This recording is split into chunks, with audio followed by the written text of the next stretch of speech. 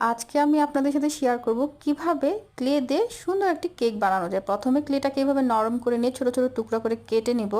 তারপর এটাকে হাত দিয়ে এভাবে ঘুরিয়ে নিব। তারপর একটা কিছুতে চাপ দিয়ে দিব, দেখতে অনেকটা রুটির মতো গোল হবে। দেখতেই পাচ্ছেন কেমন হয়েছে। তারপর আমি কেকের নিচে যে বোর্ডটা থাকে সেটার জন্য একটা কাগজ কেটে এভাবে এটার উপর সেই পিঙ্ক কালারের ক্লে দিয়ে বানানো রুটিটা দিয়ে দিব। তারপর এভাবে সেমভাবে আমি ব্রাউন কালারের ক্লে দিয়েও বানিয়ে নিয়েছি। তারপর একটার উপর একটা এভাবে দিয়ে সুন্দর করে সাজিয়ে নিব। তারপর যখন কমপ্লিট হয়ে যাবে তখন আমি ইয়েলো কালারের ক্লে দিয়ে হার্ট শেপ করে নিয়েছি। তারপর এটাকে চারপাশে এভাবে ডেকোরেশন করে নিচ্ছি। দেখেই বুঝতে পারছেন কেমন করে জিনিসটা করতে হবে। দেখতে নিশ্চয়ই খুব ভালো লাগছে, তাই না? আসলে এই জিনিসটা দেওয়ার পর কেকের লুকটা অনেকটাই চেঞ্জ হয়ে গিয়েছে। এখন আমি এর মাঝে দিয়ে দিব 6K লেখা, কারণ এটা আমি আমার পেজের জন্য বানাচ্ছিলাম।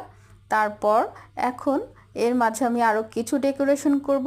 এখানে রিয়েলিস্টিক ভাব আনার জন্য আমি কিছু পার্ল দিয়ে দিয়েছি। দেখতে কি চমৎকার লাগছে, তাই না?